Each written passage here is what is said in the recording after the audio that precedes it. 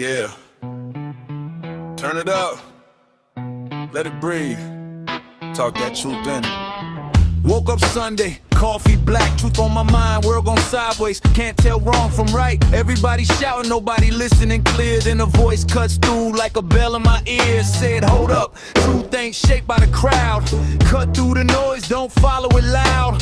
Flip open pages, let the word speak first. If you build on sand, you bound to get cursed. It makes sense when the light breaks through, when the lies fall down, and you see what's true. From the mic to the soul, yeah, he keeps it tight, and they tip it.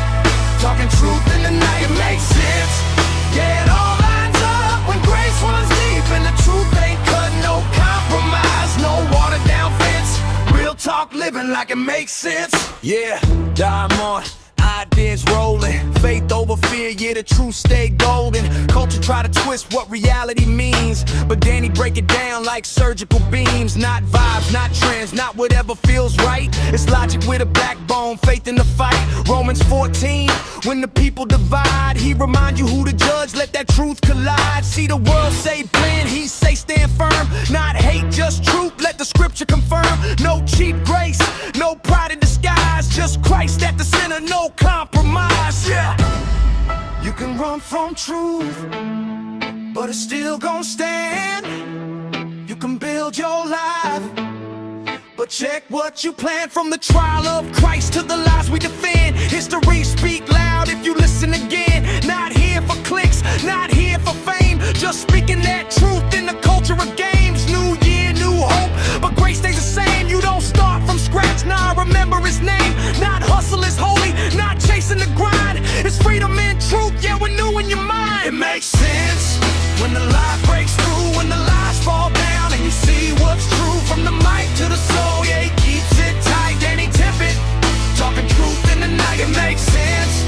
Yeah, it all lines up when grace runs deep, and the truth ain't cut, no compromise, no watered down fence. Real talk, living like it makes sense. Yeah. Not everything true feels easy, but truth, it still makes sense.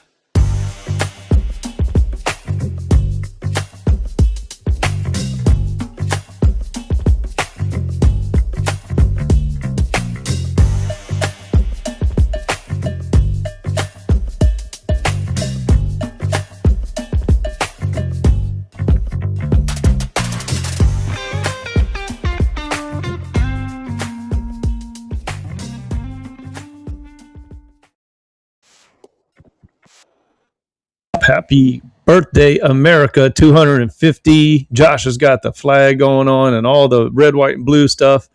And it was a great weekend. July 4th was awesome. And I tell you, Josh, I know before we get into our housekeeping stuff, I have to say, man, I loved all the international folks coming to our country, realizing and learning how deceptive and how many lies their media tells them in their own countries about how great our country is. And what is crazy is that the people that live in our country actually live here that want to complain all the time. They know better, you know? And so just the little things, man, I want to hear some of the things that you heard, but some of the stuff that I heard was stuff like, I followed this Australian comedian, and I can't remember his name, Nathan something or other, but he called Texas Roadhouse fine dining. He loved Waffle House, and I know he wasn't the only one. There were so many things. Air conditioning, I heard, was a big deal. As a matter of fact, I just saw an article yesterday about how, or not an article, a friend of mine posted. Now, I didn't verify this, so I'm going to say it, but I will say there's no verification on it yet. But I do think that, I don't doubt it can't be true, is air conditioning has killed more lives in Europe than guns have killed in America. And I think it's not even close. Stroke. Yeah. Heat stroke has killed more people in Europe than gun violence in America. Yeah. I mean, it makes sense, but I mean, the whole climate change, crowd out there saying, no, we can't have AC because it's ruining the climate. So no, we'll just die instead. It's an excuse to get rid of the old people that can't handle it, or the people that just don't have the health to be Yeah. able to make it through without air conditioning. It's like, dude, we have the technology. Why Yeah. would we not use it? Oh, Yeah. well, it consumes power. Okay. So do data centers. Pop those up all over the place. So Yeah. Yeah. So, but no, what were some things that you heard, man? Because I really enjoyed it thoroughly. me, I'm always passionate about food, of course. And so like just watching them experience food in America, because they're like, so this is what taste like. Right. Right. My wife and I, we was watching this fella that had immigrated to the UK, originally from Africa, and him and his friend, they're walking around at like Walmart and all these different places, but they went to Giordano's, Oh, okay.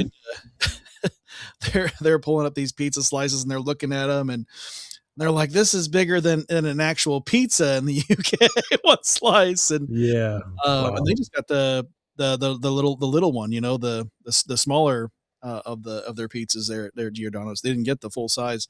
Right. And they're like, yeah, it was worth. We think it's going to be worth the wait. And so they're biting into that, and Schwab's like, look at the cheese pull, and they're wowed about everything. I mean, just look at all the space inside Walmart. Look at all this. But really, I think the most beautiful thing that I saw, as far as like, that's being at this fireworks celebrations, all of it was all these people from other countries falling in love with ranch. Oh yeah. Yeah. That was crazy. They don't have it anywhere else. So I never thought about that. That never even crossed my mind that other countries don't have ranch. it's like, dude, we take it for advantage. We have ranch, which, like, when we're at the Texas Roadhouse, or just going to the store to pick up a bottle of HV. I won't say their full name because they're not a sponsor, but what I'm talking about, ranch. Yeah, I know what you're talking about. So they're going there. It's like, this is things we enjoy, and we can just do it anytime. And they're getting in trouble at the airport because they're bringing too many ounces of it on. Wow, that's hilarious. Can you imagine being TSA? That's hilarious. I made a suggestion to my friend. I said, because he's acquaintance rather from the UK, and I said, take yourself to Walmart. I said, go get those little, because he had to go back. He's Right. from Ireland. Okay. But he had to go back, and so I said, take yourself to Walmart and get those little air travel bottles specifically. Right. So those are the right size, and just fill those with ranch. They won't look like shampoo because they look like shampoo bottles anyway. That bottle's not going to make it over the ocean, man. That thing's getting used on the airplane right away. They love ranch because they know ranch goes on almost literally everything. Yeah, it's like these peanuts from the airline. They'd be better with ranch, right? Yeah.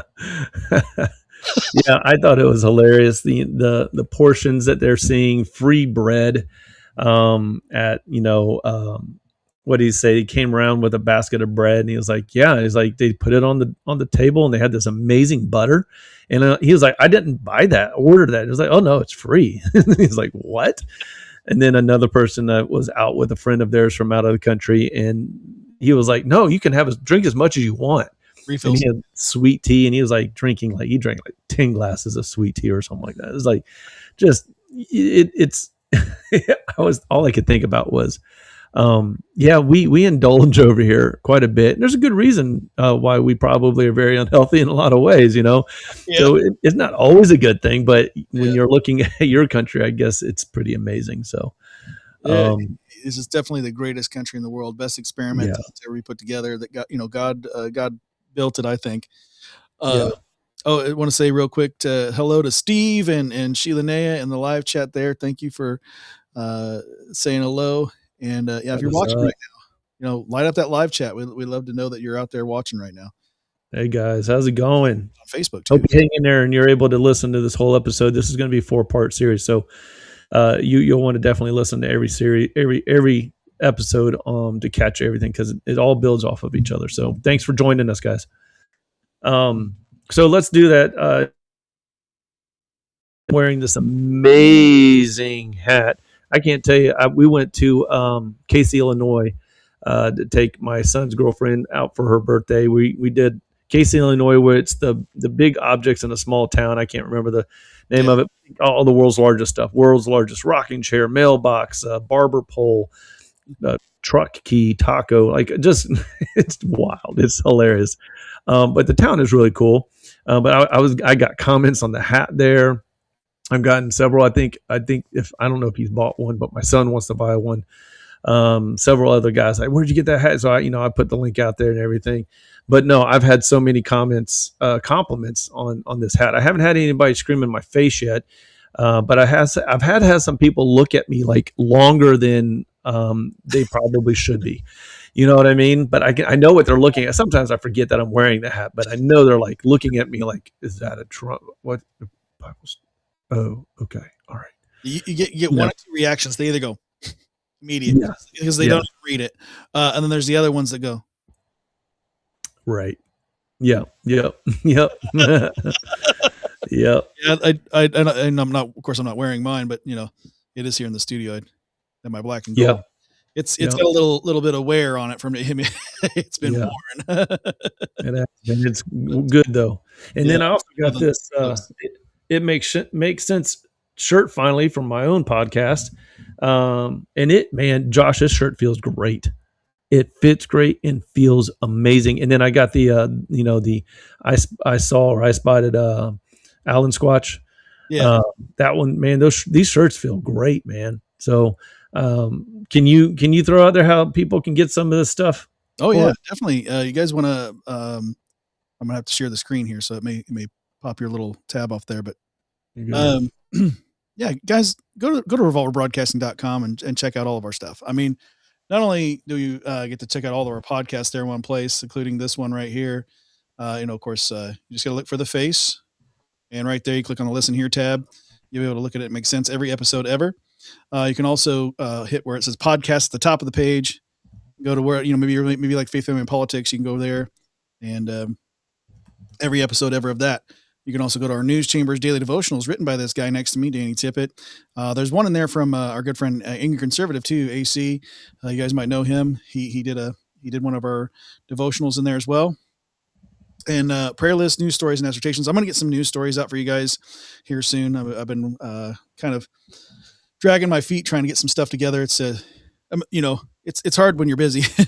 Good evening, right. Cindy. Was talking about how fantastic. Talking about prayer. Talking about how fantastic that prayer worked out for you and your family, because prayer works, and Cindy's definitely a proof of that. But yeah, these names on this list, they still need your prayers. And if you need to be added to that prayer list, or maybe you need to come off the prayer list because of a praise report, do fill out the email form at the bottom part of any part of our webpage. And of course, as Danny was mentioning before, the shop, where you can go shop like a hot shot. That's so fantastic. You can either click on this button here where you can explore the entire collection all at once, or you can go into individual collections. Like our newest collection is the America 250. We've had a couple sold so far, but you guys get in there and get yourself something. We have quite a few different designs. This first one over here on the far left has a Bible verse on it. It says, "Blessed is the nation whose God is the Lord." It's Psalm 33:12. But get in there and check out some of that stuff. The America 250 stuff is really cool. My favorite, of course, is the modified Chevy Impala 65 Impala there. So, get yourself some gear. Of course, make sure you get yourself some It Makes Sense podcast stuff. We just got the shirt and the mug for right now, but there will be more designs coming in the coming months. So I've been drinking out of that mug regularly. Yes, enjoying it. Hey guys, and also too, if you like what you're hearing, and just throw us a comment and tell us. Get in on the conversation. I love engaging and interacting with comments and questions, concerns, and complaints. And Josh, do you already go over all that subscribe button and all of that too, right? We have not had yet to this. So you're starting it, of course. Yes, so definitely hit that like button, smash it if you can. Comment, not just in the live chat, but of course in the comment section below. Even if you're on Rumble, and some of you already know this, but even if you're on Rumble, it does. Rumble says that they don't have an algorithm, but we know that they do. We've tested it in real time. We've watched it where someone comments in the comment section and below, and then the viewership goes up. And people have actually told me, this popped up in my feed, but not until because they actually they look back and check the comment section because they were waiting to see if it would show up in their feed, and it didn't show up in their feed until someone commented. Gotcha. So we watched it in real time. I had people watching it. Yeah, it gets it out there when you guys do that. And I'm going to share something real quick. There we go. Landed right on it. Perfect. Well, just a reminder that guys, hit the repost if you're on Rumble. Everywhere else, share, because sharing is caring. Oh yeah. There you go. And of course, follow or subscribe depending upon the platform or that you're viewing or listening on. All right, Josh. Thanks, man, giving us all that rundown. I want to share this real quick because what we're going to talk about today is something I've actually been writing on. I've written several of the little articles on Revolver Broadcasting on the blog. It's sort of a culmination of this series that I did called "Why the Warmth of Collectivism is a Lie," and it was a longer series, one that I had done that's been it was quite intensive. It's I think 8 segments, and it's a combination of a quote from the wonderfully not so smart mayor of New York City, who had this comment about trying to crush individualism and let people warm up to this idea of collectivism, which in other words is AKA socialism. And because he is a self-proclaimed Democrat socialist, I did this little a series, and you got segment 1 through 8, and it starts with obviously this whole thing that we hear about Jesus is not a socialist, but people like to say he was because they talked about the sharing and all of that, and then just talked about a couple of people that honestly adopted these ideas that use this idea of this warmth of collectivism and just sort of how that turned out. So like people like Pol Pot and Stalin, Mao Zedong, Hitler. And then I wanted to talk a little bit about everybody wants to compare us. Like we should be more like Denmark, and Denmark is a socialist country. So I go into how that's not exactly true either. And then I also wanted to address why are young people especially drawn to this. So I go into that a little bit.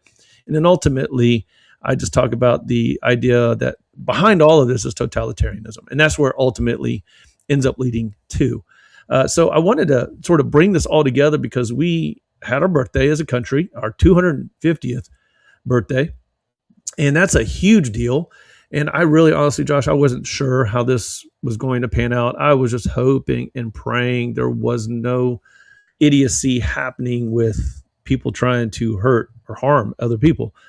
With the way things have been going, with the way the Democrat Party has been talking and spewing such hatred out there, and the way they have, in other words, indoctrinated, talking about how this isn't a great country anymore.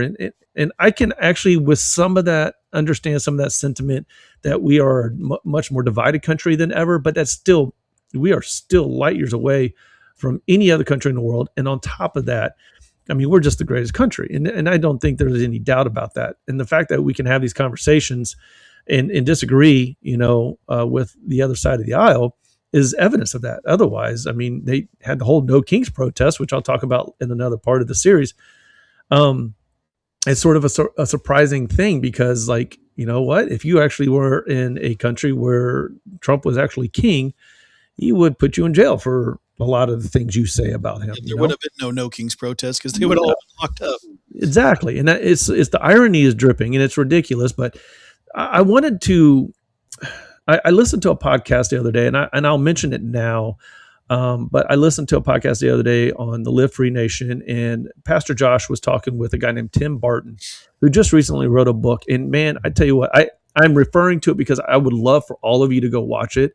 We'll put it in the show notes for you to go to that, but you can look it up, and I'll give you the title of it here in a minute.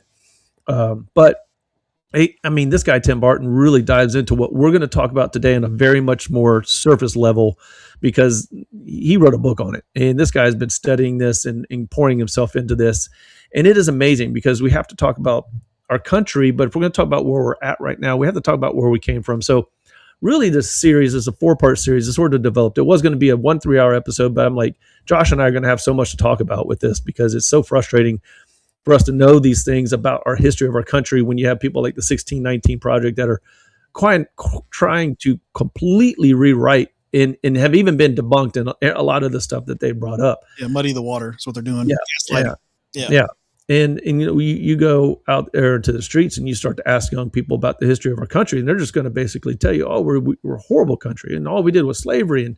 And I'm not going to get into all that. You can go to Matt Walsh. There's another guy, I can't remember his name, but he's part of Blaze Media, I think it is, or Breitbart. I can't remember, but he's been debunking. Daily Wire. Yeah. What's that? Matt Walsh is on Daily Wire. Yeah. Yeah. Matt Walsh is on Daily Wire, but this other guy, he has his, does his own thing. I think he's with Blaze, either Blaze or Breitbart. But anyways, they're bringing up a lot of things about history we've been told over the years that aren't necessarily true, right? And so Sounds like that Glenn Beck's Blaze. That's his network. It might have been him. It wasn't Glenn Beck. It was a young guy. It was a young guy. He's got glasses and brown hair. So I'm not sure. But anyways, you can go and get a little bit of a synopsis on the blog page from some of this, but we're going to talk about this over the next 4 episodes, and we're going to talk about it a lot. So it's really what we're going to discuss is the ideas that built us. We have to start there because we have to have a foundation for why we are where we are and why it's not good. So we're going to talk about that today. And we're going to break up the next part, the ideas that broke us and essentially are breaking us down right now. That's going to be episode 2 and 3 of this series. And then we're going to talk about hope and the hope that we still can have being a part of the greatest country in the world, and why a lot of this stuff isn't going to work, but it doesn't mean it's not going to cause issues within our own country. And also too, to bring awareness. What we need to do is help our young people, first of all, be able to know what the truth is so they can recognize the lies. And that starts with the Bible. And when we start with the Bible, we have to start with our country. And that's one of the things that I love about places, states like Oklahoma, where they have brought in the Bible as a subject that they study, because there is no way to separate the founding of our country without the Bible. There's just no absolute way. And so I want to discuss that today, and we're going to talk about that. And we have to first understand that our problem is not a political problem. It is not a political problem at all. It is purely spiritual, theological, philosophical, and moral. That is where our start is, because those things right there are what produce political issues. The political does not produce the spiritual. The spiritual produces the political problem. So we did not just change. Basically, we're exchanging worldviews in a lot of ways. And we're seeing generations that are younger coming up with a different worldview than what we were taught our founding fathers had. Because I can tell you now, when I listened to Pastor Josh, who was not quite 20 years younger than me, but he grew up with a much different history lesson than I did. I mean, I knew that slavery was a part of our country, but I was not told all of that. I was told about some of the really great things the founding fathers did, and other people, and in both Black Americans that did great things, and white Americans and Hispanic Americans and French Americans. Like I got a much rosier picture, but not one that was trying to hide or change something. Now, Josh, I know you're younger than me. Yeah. What kind of history lessons did you grow up with?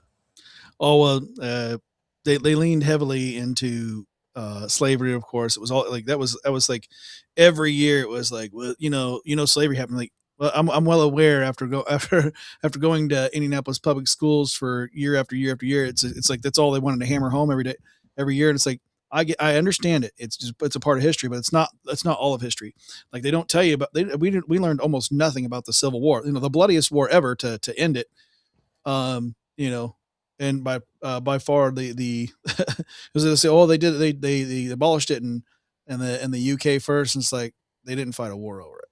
Actually, and that's something I learned from this Tim Barton guy. We actually started it and prompted the UK and William Wilberforce to actually start to push it. And people also forget that, of course, that particular subject, slavery still exists today. And Brad Stein actually has been doing on his podcast. I don't know if you know who that is. I love Brad Stein. I have not been following his podcast, but I did not know he's doing this. But yeah, I saw him in person. My wife and I went and saw him perform in person.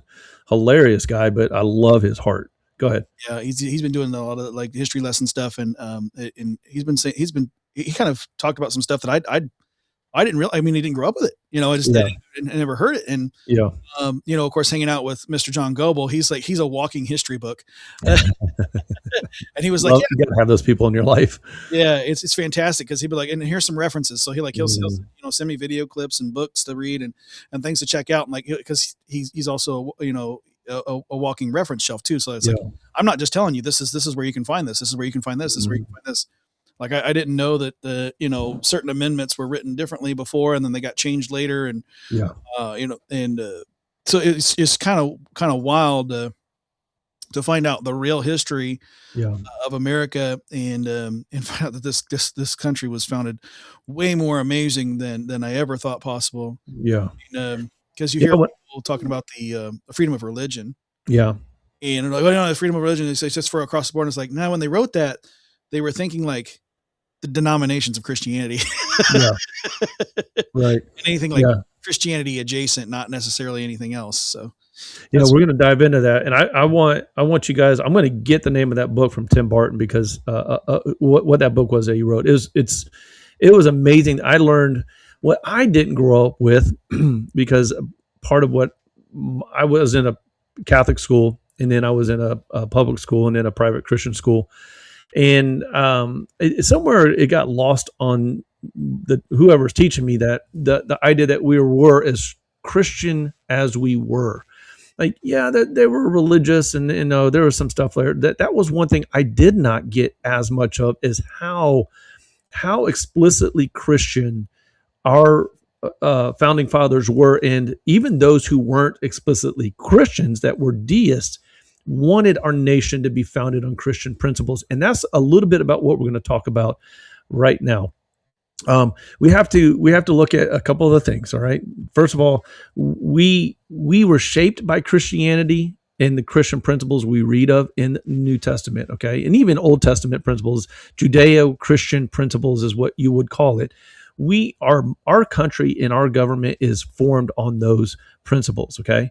But we are starting to move away from that. And we can see in the various races happening right now, several Democrat socialists that are out there winning primaries. And you even have the Democrat socialist mayor of New York City, the greatest city in America. So you see these things starting to happen. And when you see these things starting to happen, it's sort of, it's got to be eye-opening for us. And one of the things I posted on not too long ago was this statement made by somebody that was a Democrat, saying, "Hey, these people I don't agree with their socialism, but they care about our democracy." And I'm like, no, that's anti-democracy is socialism. That is not democratic at all. That it was just amazing to me that even in the idea of, I don't agree with socialism as a Democrat, that person that made that statement, who was a Democrat, still believed that socialism is, and these people were still trying to support and wanted our democracy to improve and grow. So it's just this quick note, like I don't mean to like correct you, but constitutional republic. I get this like little. It causes my lip to turn a little bit when I hear the democracy. Right. No, I agree with you. We are a constitutional republic. That's the bigger issue. Yeah. But what I'm saying is democracy, even if we were a democracy, socialism doesn't want anything to do with the democracy. You know what I mean? Yeah. That's the point I'm trying to make. And you're right. You're definitely right. And I agree.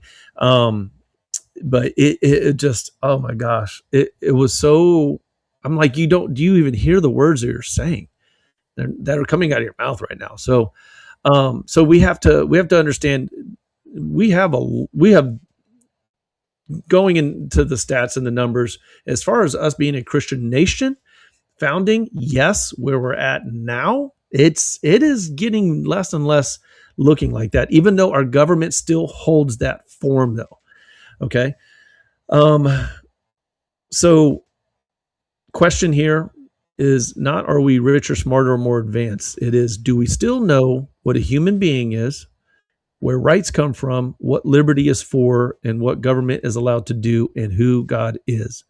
And these are questions that our founding fathers knew the answers to, and explicitly developed our government on because of where they were coming from. And so let's talk about a few things here with America and the founding fathers, right? So July 4th, 2026 marks 250 years since the adoption of the Declaration of Independence, right? I also want to say that I'm not trying to say we are a perfect and sinless country while we're having this conversation. And I think that because we can be honest about that is even more evidence towards Christianity, and the fact that no Christian's perfect anyways. None are. None in the Bible that were used are perfect. They were still sinful. They just had a savior that saved them, that they said yes to, just like you and me, Josh, right? Yeah. So we're not trying to sit here on this episode or this podcast even, and I'm not trying to make excuses for America. You will not hear me do that, okay? I'm not trying to claim, before we get into this, that every founder was an Orthodox Christian or evangelical for that matter, okay? I'm not trying to make that claim either, all right? We were born, though, inside a deeply Christian moral universe. That is without a doubt when you go through all the stuff. And I'm going to share a little clip from a Katie Couric interview that it's mind-blowing. In my opinion, is mind-blowing. So we can't deny, to deny that is either historically ignorant or intentionally dishonest. And when you watch this little interview, you're going to be thinking about that. This person that's making this statement is either historically ignorant, which is amazing because of the title they hold, or they're intentionally being dishonest. And that's really the only decisions we have. Now, what's that? Likely the latter. Yeah, but I will venture to say that most people, especially young people in America, are historically ignorant. I will concede that. But I think it's the teachers, the professors, the experts, right? The politicians, the people with the agendas. I think they're the ones that are being intentionally dishonest, and they are preying on the historically ignorant and trying to keep them continuously ignorant. The founding fathers may have disagreed on theology. They did, okay? But they did not imagine freedom or liberty surviving without religion. And I'm going to show you the receipts. And that's what we're going to do for 4 episodes, is bring receipts along with all of this too. They did not believe that our government should be run without religion. They did not believe that it should be run without morality or virtue, and definitely not without accountability to God. It is repeated even by those who do not explicitly claim Christianity as their faith. And America was not founded as a theocracy. I know some people want to try to compare us somehow to Iran, which is a theocracy, but we are not. We are not a theocracy at all.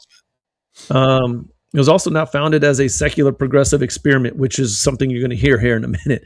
The original American idea assumed several things, okay? Number 1, God exists. Number 2, rights come from God and not from government. We see that in our documents. Number 3, human beings are morally accountable. Okay. That is something I think I had a discussion the other day with, who was it? I can't remember who it was, but we brought up, like, people just don't fear God. Right. Like, that's why we do some of the, I was watching a video today of a cop that was in South Carolina, and they were trying to break up a block party because people were using machine guns and shooting them in the air.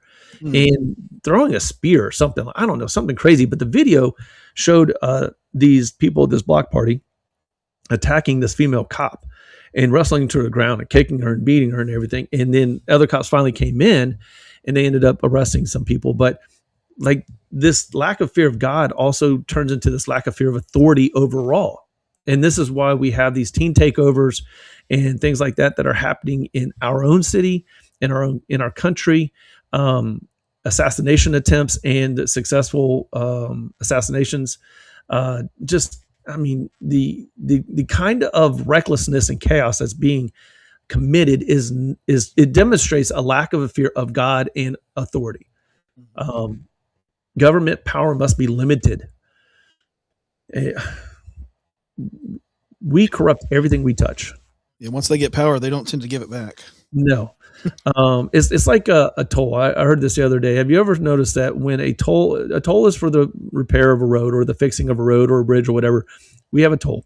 The tolls came out for those reasons.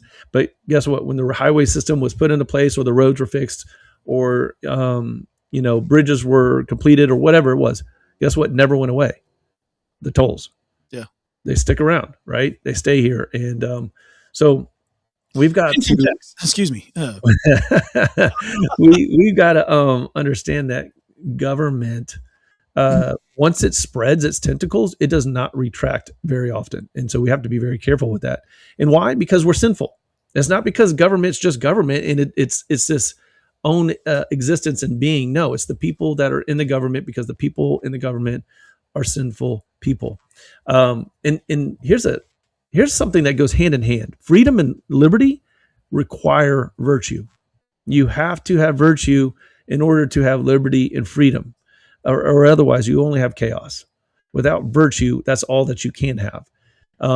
Being able to do freely whatever you want, whenever you want, however you want, that's not virtue, and that's absolute chaos. You got a smile on your face. Am I missing something in the chat? So Sheila Nay agrees. She said, like, income tax was supposed to pay for like World War I. Oh yeah. You're right, Sheila. Her and I had that discussion in depth. We're like, we can't stand income tax being still a thing. We're not going to get started on taxes, right? Yeah. But that was a big issue for the founding fathers. All right, taxation without representation, obviously. And then lastly, the last thing is law must be tied to a moral order higher than the state. Okay. Something I brought up in a couple of my recent little shorts for IMSP is talking about Abraham Kuyper's spheres of sovereignty. And that there's three main spheres: family, church, and state. But there are other spheres underneath that as well. But they all have their own sovereignty. They do not aren't accountable to each other at all. They cannot blend and mix into each other and try to overtake each other, because they usually government will always win out, or the state will win out. But they're all accountable to God, and they all have their own roles. All right. So America did not lose our way because we invented smartphones and airplanes and medicine, and we lost our way because we forgot God. If we want to say to some degree we have lost our way, it's because we forgot God. We've decided to exchange the truth for lies. We no longer understand human nature, and so the doctrine of man is thrown out the window. Where we understand Christianity says the doctrine of man is that we are sinful, and there is no other way other than Christ himself, that we can work our way out of that sin. And we also forgot what freedom actually is for, right? I've always thought that freedom is the ability to restrain yourself. It's self-control. And, you can do something freely, but you also know maybe that's not something you need to do. So we've lost sight of these things.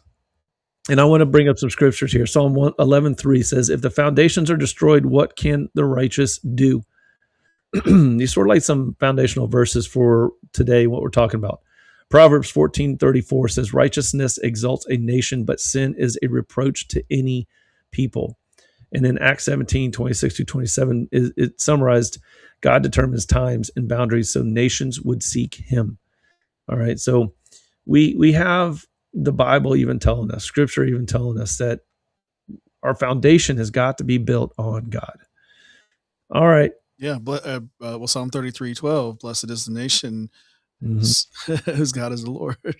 Yes. God. Yeah. All right. So I'm going to bring up this little quick portion of an interview, and we'll talk about it.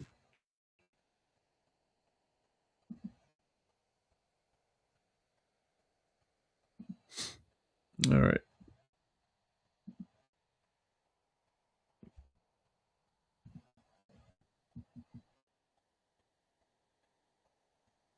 All right. Now, Katie Kirk's going to ask a question here. That's what I want to focus on right here, and just listen to his answer.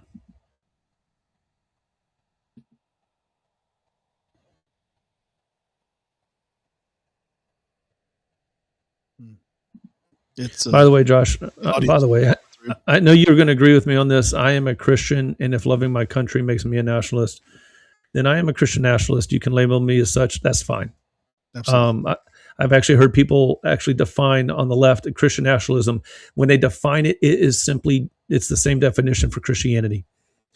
We are fine to keep our atheism out in the public square, but don't dare bring your Christianity into the public square. It's basically what Katie Couric agrees with right here. So she is quite disturbed, apparently, according to her words. So if you can, may have to reshare the tab or like unshare your tab because the audio is not coming through. It's like, as a matter of fact, the video is kind of stuck on our end. Okay. 1 second.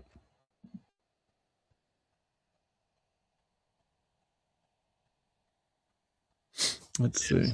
You know, this kind of stuff just. Let me know if it's. Yeah, certainly.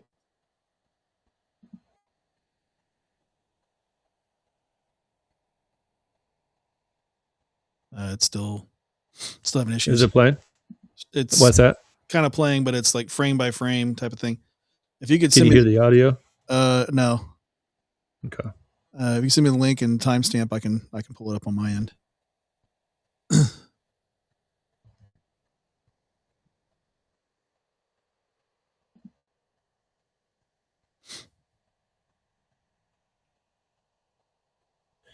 It's the video.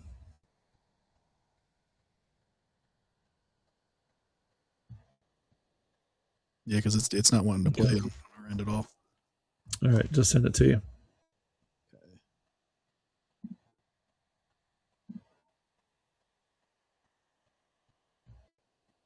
All right. Pull that over here. Gotta wait for the ad to play real quick. No worries. Yeah. Let's see here. Somewhere around there. 43, 36. That'll work.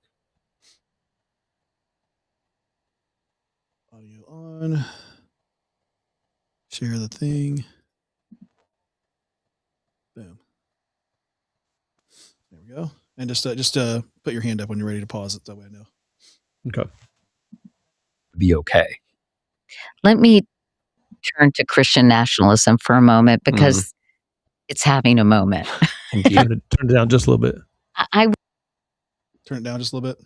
Yeah. Done. would love Okay. to get your take on the rise of Christian nationalism in this country and around the world. The University of Massachusetts at Amherst recently released a poll that shows how Americans are feeling with the 250th anniversary of our country. And there's a huge divide between Democrats and Republicans on the extent to which the U.S. should be a Christian country. Nearly 80% of Republicans believe the U.S. was founded as a Christian nation. 72% believe the government should advocate Christian values. 54% believe the U.S. should be declared a Christian nation. And I thought this was really disturbing. Another public religion research institute poll found that 56% of Republicans qualify as either adherents or sympathizers of Christian nationalism. What's going on here? Yeah. So, Katie, you've called me professor 3 times already, and I'm going to take that as a license to make a really incredibly boring academic point, which is that, or maybe it's not so boring, maybe it's more fundamental. You also can't do democracy without history. So those views that people hold, some of them are views about the past, and they're wrong. The United States was not. I mean, there are issues on which you can be right and wrong, and this is one where you can be wrong. The United States was not, in fact, founded on Christian principles in any sense. It's simply not true. And if more people had more classes in the first year of university about U.S. history, they would know that. Or Okay. You can stop it right there. All right. We're gonna So watch more of it, or no, we're not going to watch any more of it. That's pretty much it, because he makes that statement, but he does not say anything more to back that up. He just makes a categorical truth claim there that, and he says by any measure, right, that we were not founded on Christian. He's not disputing, like, okay, if you want to have a conversation about whether we are a Christian nation or not, okay, you can have that discussion, and there's argument to be had. But to say that we weren't founded, like he said, on Christian principles, right, is insane. And he's a professor. He is a professor, and it's something that I'm going to do, that I actually learned, and I'm going to bring this up because this was brought up on the Live Free Nation podcast, and it blew my mind. And Tim Barton immediately brought up this letter, the series of letters between Adams and Jefferson. So let me bring that up now. I hopefully will be able to do that one. I'm pretty sure I can do that. Okay. Yeah, any documents that shouldn't have any issues. I think the videos are just, Yeah, with my computer, yeah. All right. So there was a series of letters. Okay, and these are the exact wording in the letters here. Okay, there's a series of letters between John Adams and Thomas Jefferson. Now, John Adams, some will say he was a deist. Matter of fact, quite a few historians out there will just make the blanket claim that hardly any of our founding fathers were Christians. That's not true. Most all of them were Christians. Only a few were considered deists, but only simply because there wasn't explicit writings of the words Christian or Jesus Christ or things like that in some of their writings. Although there are some things that allude to Thomas Jefferson could have possibly been a Christian, even though he was probably one of the most argued, him and Ben Franklin, as being just strictly deists. I would go as far as to call them just straight up just agnostic, where they believed in God, a higher power for sure, but just weren't sold on Jesus. I would say, yeah, because I mean, Jefferson has, he has the Jefferson Bible, and he didn't agree with a lot of the miracles and things like that. So I don't know that I would stretch to agnostic, because agnosticism is more of something's up there. I'm not sure what it was. I'm not going to pay much attention. Whereas Thomas Jefferson was very much a religious man. Just didn't agree with all of the story or the Gospels, the events that Jesus actually portrayed. But he's very clear on some things. And I want to bring this up in this letter here. We get to, so Jefferson writes Adam a letter in 1812, January 21st. Adams responds in February 3rd. And then Adams writes a second letter to Thomas Jefferson later on June 28th in 1813. So well over a year later. And I'm just going to read this to you. The general principles on which the fathers achieved independence. Now, just what does that statement right there say to you, Josh? Can you zoom that document? Yeah, I was just thinking about that. Let's see here. Yeah. If it can, if it can't, that's okay. Yeah. So the general principles. What are those principles? All right. So you see that? General principles on which the fathers achieved independence. So it sounds like Adams is about to say, hey, these are the principles on which the fathers, which would be him, Jefferson, George Washington, and all the people that signed the Declaration of Independence and all that signed the Constitution, but mostly that Declaration of Independence, right? That he's about to tell us what those principles are. Okay. So he says, all right, so these are the principles on which the fathers achieved independence, were the only principles in which that beautiful assembly of young gentlemen could unite.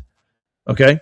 So him included, and Jefferson, right, could unite on. And what were these general principles? I answer, the general principles of Christianity, in which all of those sects were united, meaning the various beliefs, like, you could have been Presbyterian, you could have been Baptist, you might have been, there was actually a Catholic that was in there, right? And even some of the deists who maybe didn't explicitly believe in the miracles of Jesus or had their issues with certain theology, right? But Adams is sitting there saying, I answer that those principles are the principles of Christianity.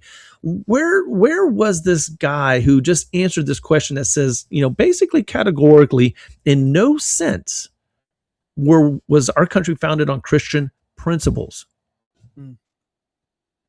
It's I'll wave that paper in front of him. this is right. This is one of many. I mean, I'm going to pull up quite a few documents in this episode, but this is one of, hundreds of written documents our government still has today in the archives that you can look up. Okay, so let me continue. He says, and the general principles of English and American liberty, okay, in which all of those young men united, in which had united all parties in America, in majority sufficient to assert and maintain her independence. Now, I will avow that I then believed and now believe that those general principles of Christianity are as eternal and immutable. And this is where it blows my mind that people think that Adams was a deist, as the existence of attributes of God, and that those principles of liberty are as unalterable as human nature in our terrestrial, mundane system. I could therefore safely say, consistently with all my then and present information, that I believed they would never make discoveries in contradiction to these general principles. In favor of these general principles in philosophy, sorry, he spells it differently than I'm used to reading it. Philosophy, religion, and government, I could fill sheets of quotations from Frederick of Prussia, from Hume, Gibbon, Bolingbroke, Rousseau, and Voltaire, as well as Newton and Locke, not to mention thousands of divines and philosophers of inferior fame. Now, he just brought up a bunch of so-called atheists and agnostics right there, pointing out that even they have this idea that government and religion go hand in hand. Though Voltaire said that God doesn't even exist, right? That God is dead, but that these things are there. So that is Adams writing to Jefferson, okay? Now, the question is, does Jefferson agree with him? Well, let's read what Jefferson responds on October 12th in 1813. He says, in extracting the pure principles which he, Jesus, taught, we should have to strip off the artificial vestments in which they have been muffled by priests who have travestied them into various forms as instruments of riches and power to them. We must reduce our volume to the simple evangelists, select even from them the very words only of Jesus, paring off the amphibolisms into which they have been led by forgetting often or not understanding what had fallen from him, by giving their own misconceptions as his dicta and expressing unintelligibly for others what they had not understood themselves. There will be found remaining the most sublime and benevolent code of morals which has ever been offered to man. Talking about Jesus's teachings. I have performed this operation for my own use by cutting verse by verse out of the printed book, talking about the Bible, and arranging the matter which is evidently his, Jesus, and which is as easily distinguishable as diamonds in a dunghill. The result is an 8-octavo of 46 pages of pure and unsophisticated doctrines, such as were professed and acted on by the unlettered apostles, the apostolic fathers, and the Christians of the first century. Thomas Jefferson is agreeing that those principles are the Christian principles in which Jesus taught. Okay. Now, again, further biblically accurate. Yes, and biblically accurate. Okay. And so, I'm going to jump out of this, but that right there, we're talking about John Adams, who's one of the most influential founding fathers. He was the first vice president, right? The second president of the United States, signer of the Declaration of Independence. He writes there, he says, in that little section, I already read, and he says, I then believed and now believe that those general principles of Christianity are eternal, right? He says that. He writes in a letter, John Adams wrote in 1798, that the Constitution was made only for, quote, a moral and religious people and was wholly inadequate for any other. So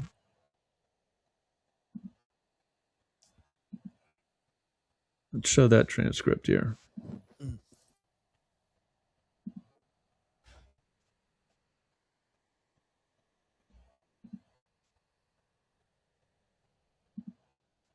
All right.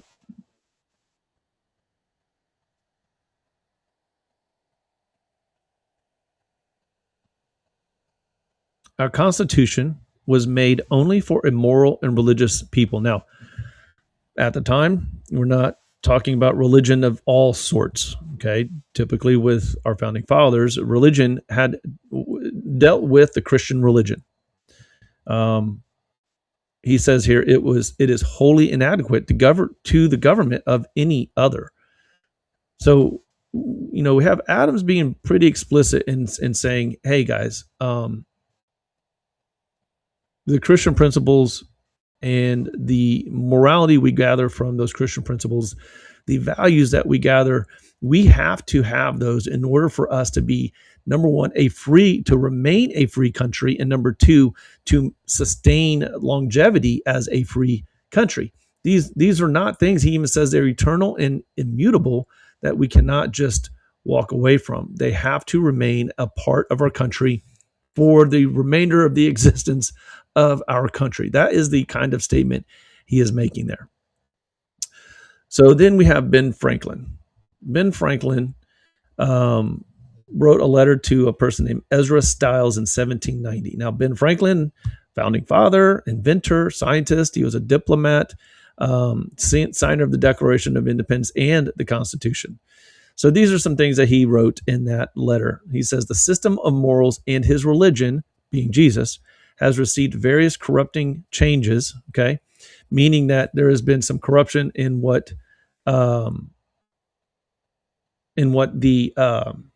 government they were running from, the Church of England, okay? And he does admit, he goes, I have some doubts about Jesus' divinity. He says that, but yet Franklin still says Jesus' moral system is, quote, the best the world ever saw or is likely to see. This is what he writes into Ezra Stiles. So again, I'm not trying to say Benjamin Franklin was a Christian by any stretch of the imagination, but that's not the argument we're trying to make here. No, but right? Game recognizes game. Exactly, right? And we're talking about the answer this professor provided. He says, in no way, in any sense, was our country founded on Christian principles. But you have Benjamin Franklin here, who is likely a deist, and he even says he does not agree with maybe the divinity of Jesus, right? The miracles and things like that. But he still says that this is the best system of morality the world has ever saw or is likely to see. Now let's go back to Thomas Jefferson, because I don't have documents for all of these. I will get into George Washington here in a minute. But Thomas Jefferson says, founding father, he was the founding father, principal author of the Declaration of Independence, third president of the United States. He wrote a letter to Benjamin Rush in 1803. In it, he writes, Christianity is, quote, the most sublime and benevolent code of morals which has ever been offered to man. He says in a letter to Benjamin Waterhouse in 1822, and this is his words, I am a Christian in the only sense in which he wished anyone to be. Now, again, he makes statements later on in his life about his view of Jesus, but here he is aligning himself, at least in the very least, with the moral system that Jesus taught. Okay? Again, I'm not trying to say all these guys were Christians, but they do espouse the morality of a Christian walk. He wrote that letter to John Adams in 1813, July 5th. He says the doctrines of Jesus are simple and tend all to the happiness of man. All right, so that's Thomas Jefferson. Again, I can't go through all the stuff, guys, on everything that's out there. Again, that's why I'm telling you to go check out Tim Barton's book, which again, I will get that title for it. Matter of fact, can you look it up, Tim Barton, for me, and look up the book? Just put in his name, maybe in Amazon or something, and it should pull it up. While he's doing that, George Washington, Commander-in-Chief of the Continental Army. By the way, go check out the movie Young Washington. Wasn't what I was expecting, but it was still very awesome, because it is before he becomes the general of the United States Continental Army. He is it is his matter of fact. It talks much. It's much about his failures in his very early military role as I think it was a colonel. I think it was Colonel. But anyways, it's rough to watch, but it's a really good movie. It was a great movie to watch over the 4th of July weekend too. So I tell you guys, Angel Studios puts it out. It's in theaters. Go check it out. So he was the commander-in-chief of the Continental Army, president of the Constitutional Convention, and first president of the United States. So he admittedly, rarely used the word Christianity. Okay. He does make a couple of statements, comments. Let me find those real quick. Let's see. He says in a letter to the states, circular letter to the states, June 8th, 1783, he closes the letter with a prayer, and it says, I now make it the earnest prayer that God would most graciously be pleased to dispose us all to do justice, to love mercy, and to demean ourselves with that charity, humility, and pacific temper of mind, which were the characteristics of the divine author of our blessed religion, meaning Jesus Christ. He says, the divine author of our blessed religion is almost universally understood to mean Jesus, which is echoing Micah 6:8, to do justice and love mercy. And then he wrote a letter to the General Committee of the United Baptist Churches, 1789. He says, every man conducting himself as a good citizen, being accountable to God alone for his religious opinions. He didn't mention Christ here, but he affirms religious liberty and God's authority over conscience. Thanksgiving Proclamation, 1789. He writes, unite in most humbly offering our prayers and supplications to the great Lord and ruler of nations. Okay, again, not explicitly saying God, but you know what? There's a lot of implication there. In his farewell address, and I do want to bring that up. So let's look at that real quick. Yeah, as you're pulling that up, it's David and Tim Barton. So David's Tim's father. Yes. Yeah, Yes. and the American Story. There's two books of the American Story. There's The Beginnings and Building the Republic. They also have another book called Lives, Fortunes, and Sacred Honor: The Signers of the Declaration. So probably another. I mean, they're not very expensive too. Like the most expensive of them is The Beginnings, which is $16.99, but most of them are like $10-12. Yeah, Lives and Fortunes and the Sacred Honor the Signers of the Declaration. That'd be another one. I think I might have to expand my book collection here. No, they're looking really good. I haven't got them yet myself, but they are looking really good. Most of my deep dives involve the War of 1812 because I just love reading about it. It's to me so much happened. Yeah, discussion for another day, but yeah, that's amazing. So his farewell address says this: of all the dispositions and habits which lead to political prosperity, religion and morality are indispensable supports. Okay. It just, you see this time in and time out through all of the writings of all these founding fathers, going back to religion, going back to morality. They're tied together. You can't have one without the other. And again, these guys are not just talking, they're not talking about Islam. They're not talking about Mormonism. Those Mormonism wasn't even around yet. So this is quite clearly him talking about the Christian faith, Christian principles, Christian religion, Jesus Christ's teachings. Let's see. So again, he consistently argued that religion and morality is indispensable. Okay, we just read that. It's indispensable to the success of our constitutional republic, right?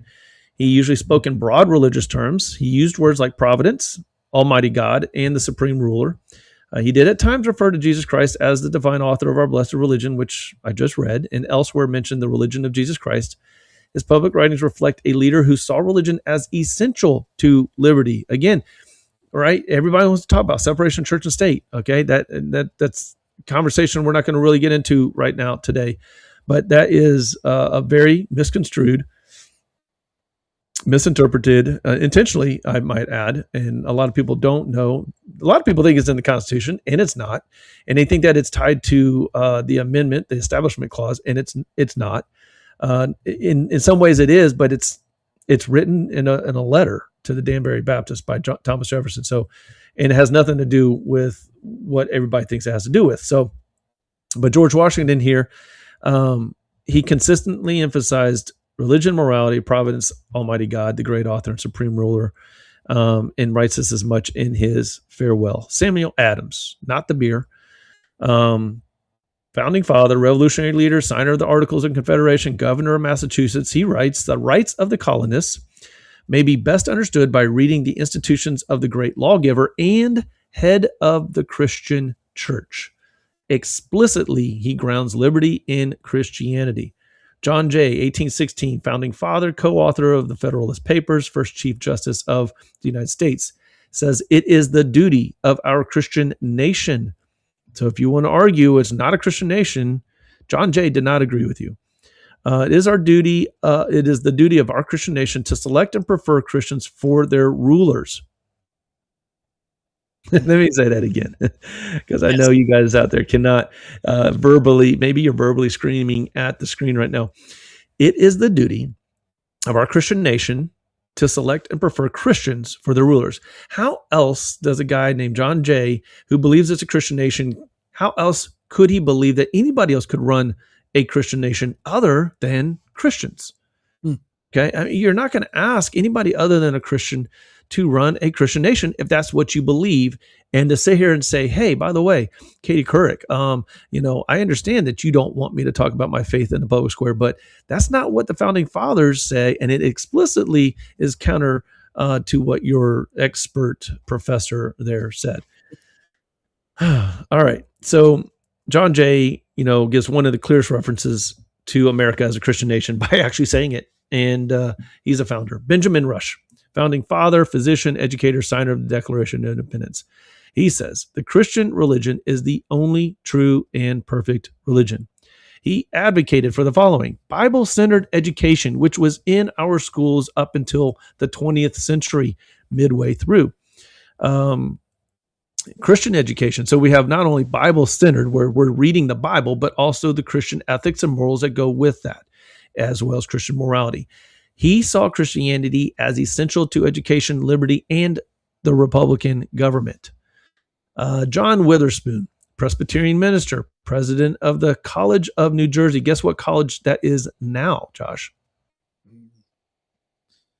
Witherspoon? Princeton University. Really? Yes. So he was the president of Princeton way back in the day when it wasn't even called Princeton, and was a faith-based university or college. Really? You would Yeah. not think that looking at it today. Neither would you have thought that about Harvard or Yale as well. Yeah, Harvard in their we call it their coat of arms, or their I don't know, it's a scholarly, whatever it's called, the what I'm talking about, the logo. There's a cross in it. Yep. Oh. Isn't that crazy? Yeah. So he's a Presbyterian minister, right? And he argued that Christianity is the foundation of virtue, which means no Christianity, no virtue, right? That's his statement. He says that virtue, again, we mentioned this earlier, is necessary for liberty, and Christianity produces citizens capable of what? Self-government. Okay? He is one of the strongest theological voices among our founding fathers. All right, Patrick Henry, founding father, revolutionary orator, first governor of Virginia, says this: being a Christian is a character which I prize far above all this world has or can boast. He personally identified as a Christian here, and that was his faith, and that was his highest honor, even though he, did some pretty big things in our country as well. Roger Sherman, founding father, statesman, the only man to sign all of them: the Continental Association, Declaration of Independence, Articles of Confederation, and the U.S. Constitution. He publicly affirmed one true God, the Trinity, and Christ's atoning work. He was probably one of the most openly Orthodox Christian founders. Charles Carroll, founding father, signer of the Declaration of Independence, leading Catholic statesman. So he is the only Catholic signer of the Declaration of Independence, okay? He publicly defended Christianity and religious liberty, and demonstrated that Christian influence extends beyond Protestant denominations. So I know for some of you who struggle with Catholicism, as former being a Catholic myself, I will tell you, there are Catholics that are Christians. Okay. There are Christians that are Catholic. There are a lot of Catholics that are not. Okay. And they will tell you as much too. So this guy right here, he believed to be a Christian. And that's what it was, even though his denomination or his religious practice was Catholicism. So you got some founders like Jefferson, Franklin, they rejected aspects of Orthodox Christian doctrine. Okay, fine. Yet they repeatedly praised the teachings of Jesus and recognized Christianity's moral influence. The historical question is not whether every founder held identical theology, but whether Christian principles profoundly shaped the ideas upon which the American Republic was established. And that is the answer to the question that Katie Couric had, that the professor got extremely wrong and should lose his job if he is a professor of history, which he apparently says he is. So that is our founding fathers. Now, this is something that really also was brought up by Tim Barton, but I heard it first from Charlie Kirk. And I thought this was pretty cool. But let's just go to the Declaration of Independence real quick. Okay. Most people never actually read it. And so I want to read a few things that just explicitly mention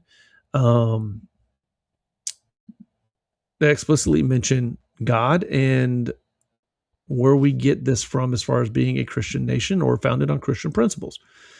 All right. So in Congress, July 4th, 1776, the unanimous declaration of the 13 United States of America. When in the course of human events, it becomes necessary for one people to dissolve the political bands which have connected them with another, and to assume among the powers of the earth the separate and equal station to which the laws of nature and of nature's God, okay, entitle them.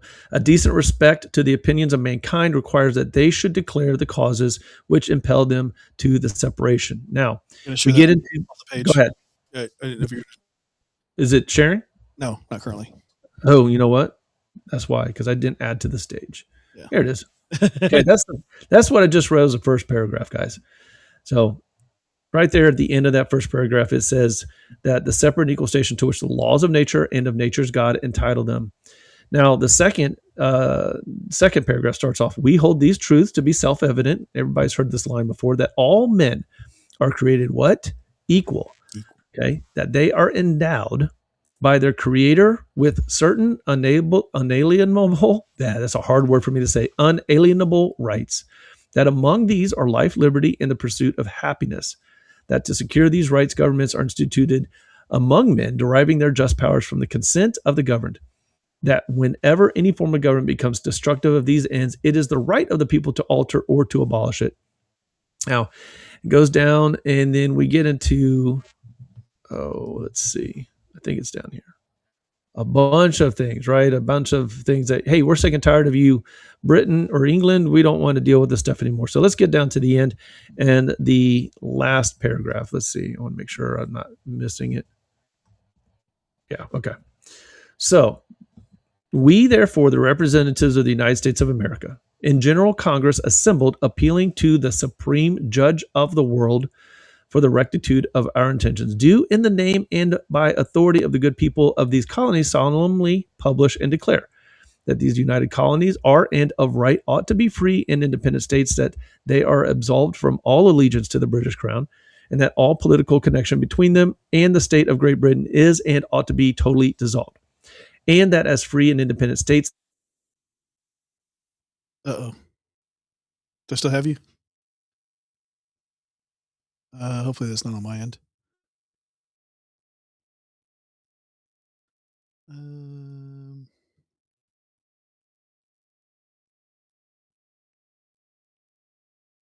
I think the stream dropped.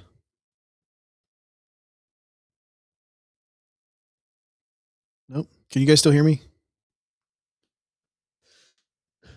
Danny was here and now he's gone. Okay, so I'm still here.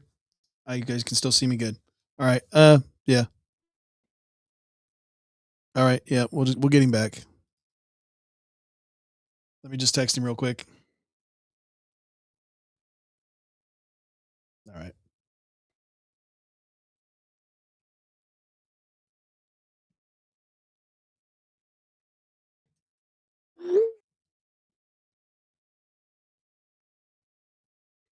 I texted him. We'll see.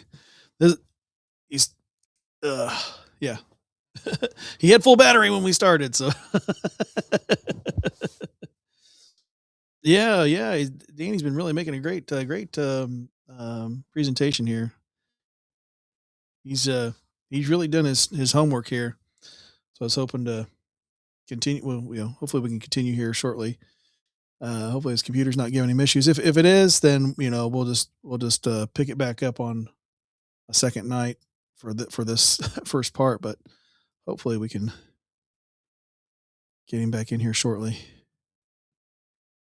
If he sees the fact that I don't even know if he realizes that he's not. I don't know if he realizes he's not in the studio anymore or not.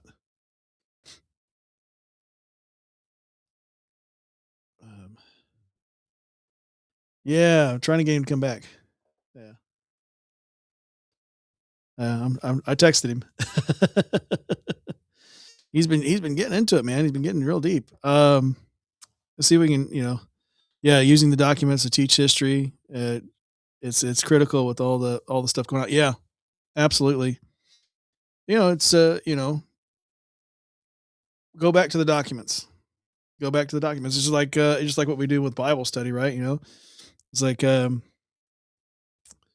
people try to say this and that about the Bible. It's okay. Well, what does it really say? So same thing with our founding documents of our country. It's like, well, you sit there and make all these claims about our country, say like that, like you're talking about that professor and specifically, and then makes all these claims, and then there he is. I see you, but yeah, okay, got your audio too. Okay.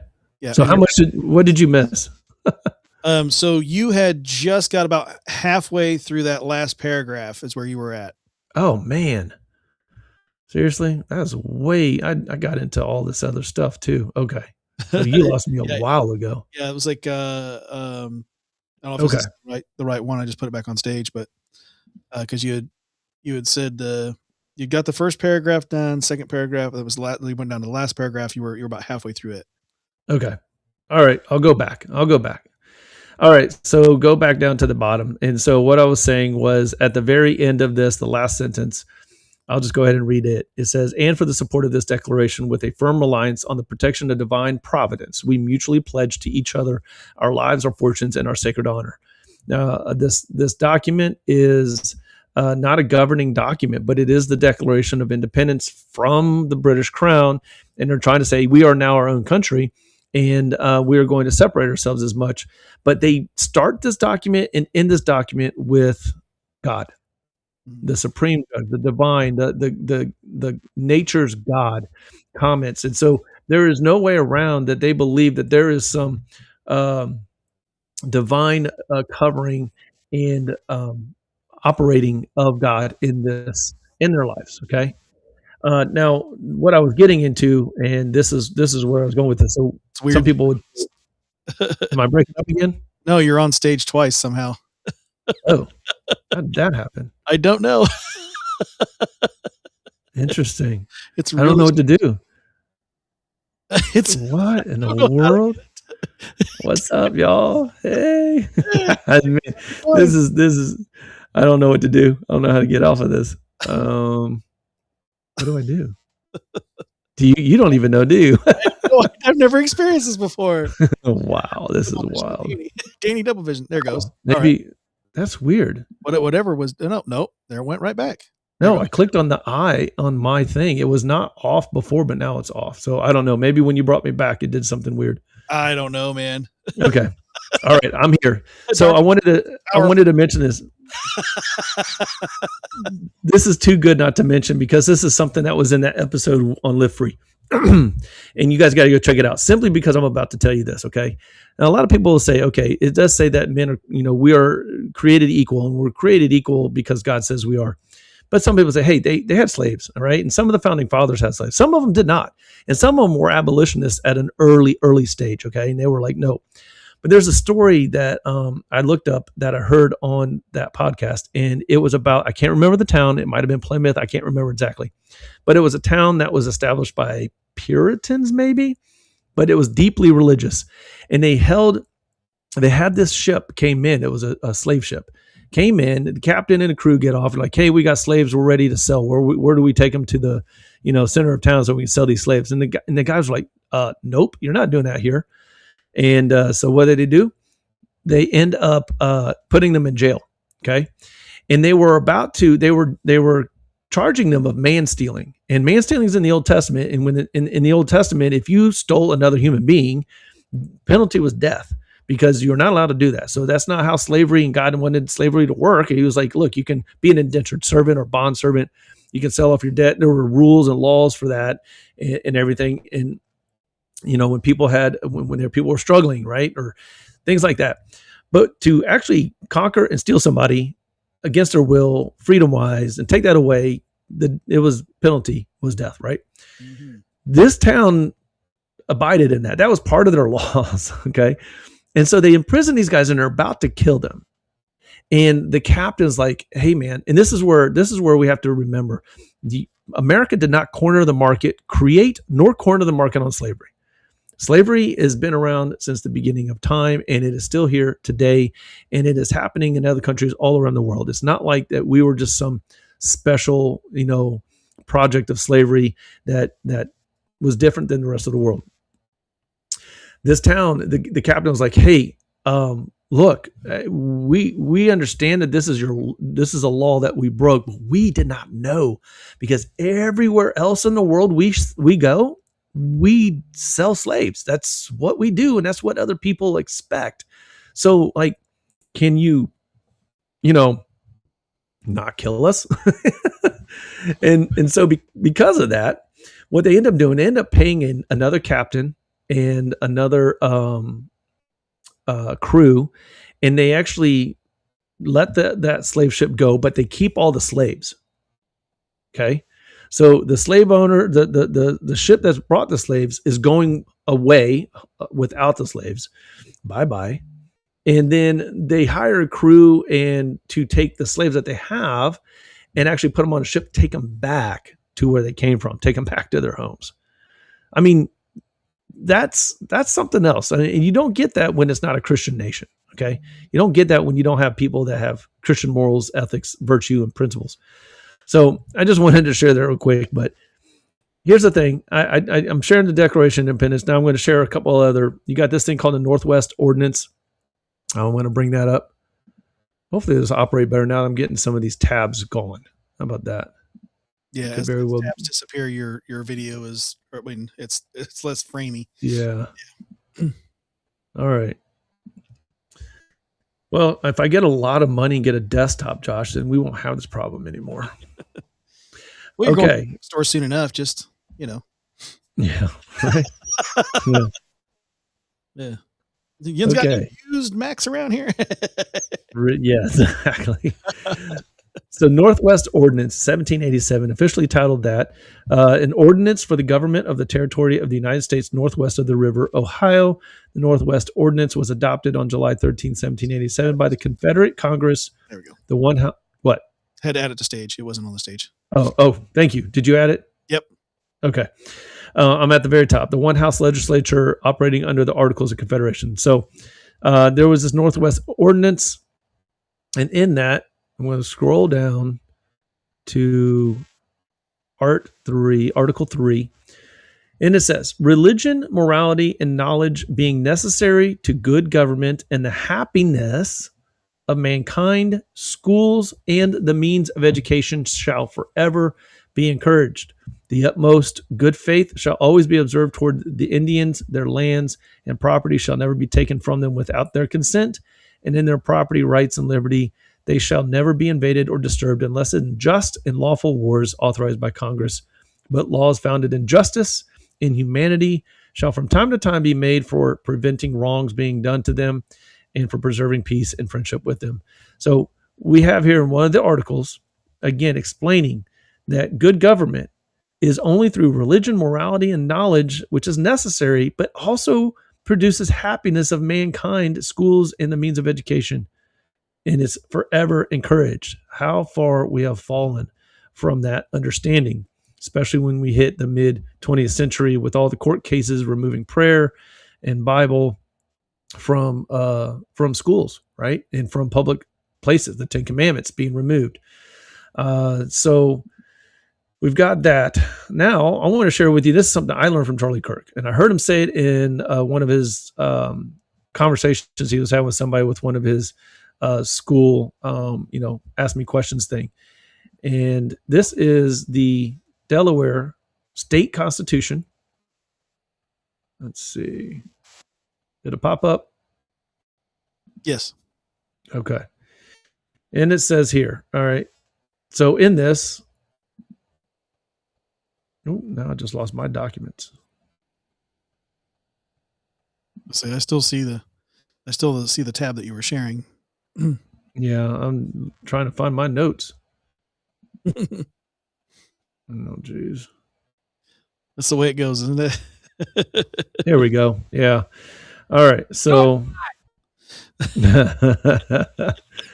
so the Delaware Constitution of 1776 required office holders to profess faith in God the Father, Jesus Christ, his only Son, and the Holy Ghost, and to acknowledge the divine inspiration of the Old and New Testament. So let's read that.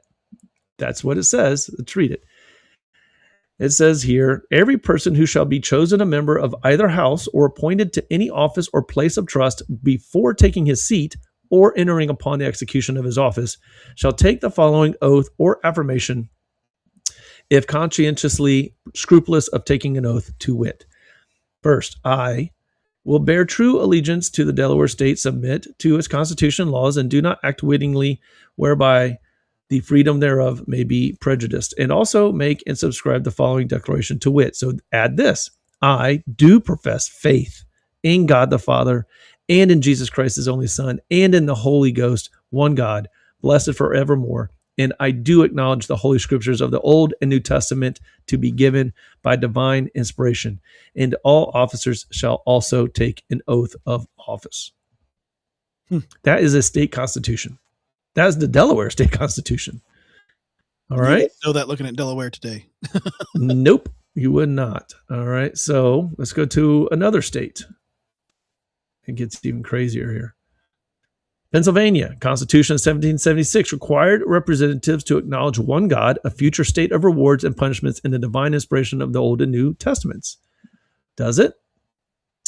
And each member, before he takes his seat, shall make and subscribe the following declaration, viz., I do believe in one God, the creator and governor of the universe, the rewarder of the good and the punisher of the wicked, and I do acknowledge the scriptures of the Old and New Testament to be given by divine inspiration. And no further or other religious test shall ever hereafter be required of any civil officer or magistrate in this state. Okay. And that was Pennsylvania. All right. Well, let's check out North Carolina.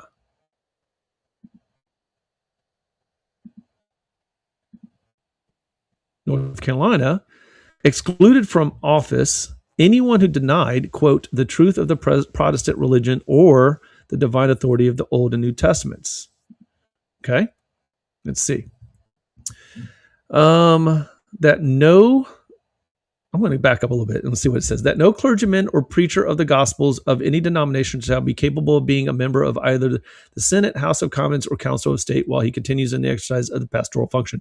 So that's just saying, look, you can't be a preacher and be in the Senate, the House of Commons, or Council of State. However, it does say after that no person who shall deny the being of God or the truth of the Protestant religion or the divine authority, either of the Old or New Testaments, or who shall hold religious principles incompatible with the freedom and safety of the state shall be capable of holding any office or place of trust or profit in the civil department within this state.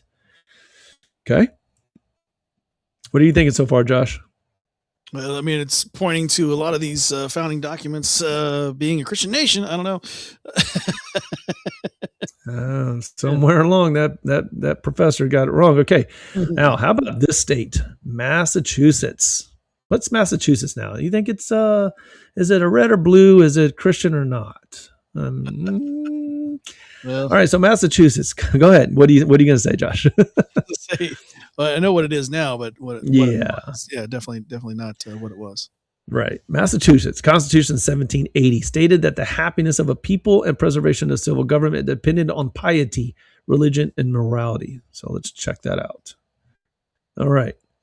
As the happiness of a people and the good order and preservation of civil government essentially depend upon piety, religion, and morality, and as these cannot be generally diffused through a community, but by the institution of the public worship of God and of public instructions in piety, religion, and morality. Therefore, to promote their happiness and to secure the good order and preservation of their government, the people of this commonwealth have a right to invest their legislature with power to authorize and require, and the legislature shall, from time to time authorize and require the several towns, parishes, precincts, and other bodies politic or religious societies to make suitable provision at their own expense for the institution of the public worship of God and for the support of the maintenance of public Protestant teachers of piety, religion, and morality in all cases where such provision shall not be made voluntarily.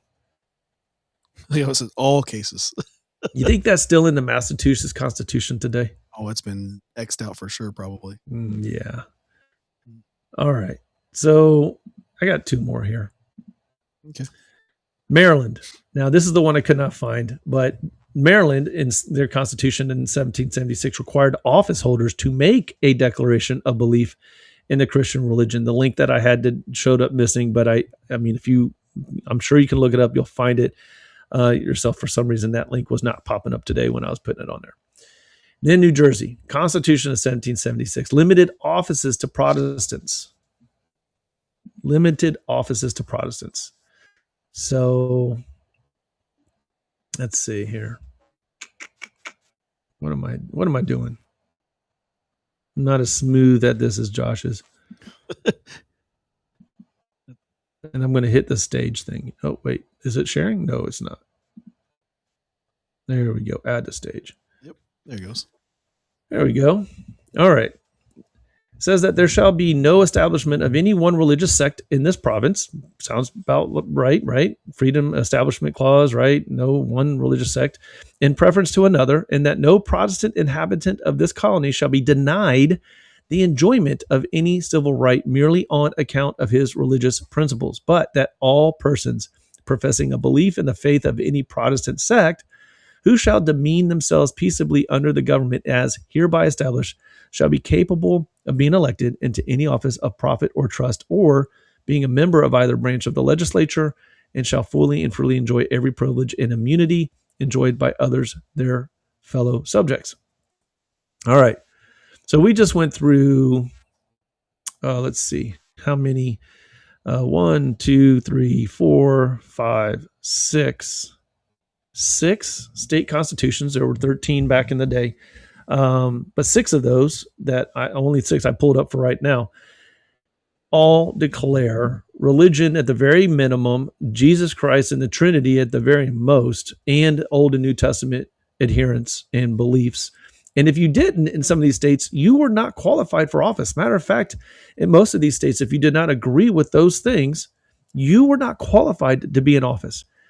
Wow. Think about how many people would be unqualified. And this is both Democrat and Republican would be unqualified to be in office in our country today if these things were applied on a federal level, let alone on a state level. Yeah. That blew my mind. And again, I heard Charlie Kirk mention this, that there were explicit quotes about having to be a Christian, believing in the Christian faith, being a follower of Jesus explicitly in several of our state constitutions back in 1776. So again, was our country founded on Christian principles? I think we can say yes, right? Yeah. So here's a couple of things. Let's go through this. The founders believed liberty was dangerous without virtue. You can't have liberty without virtue. Again, if you don't have virtue is sort of like this understanding. We want to think in a worldly sense what freedom and liberty is, that it's do whatever you want to do whenever you want to do it, right? It's almost sort of like a libertarian view, but even more extreme, like do whatever you want to do. What's that? Anarchist type of thing, yeah. Yeah. The reason why we need virtue is because virtue restrains and keeps liberty within its actual purview and definition.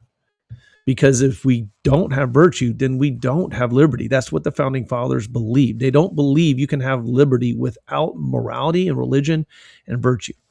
They feared centralized power because they understood human sin, where they were coming from, even when not all of them used explicitly evangelical language. We're going to talk about now in this next part what they were running from. But before that, modern secularism says remove God and keep the rights.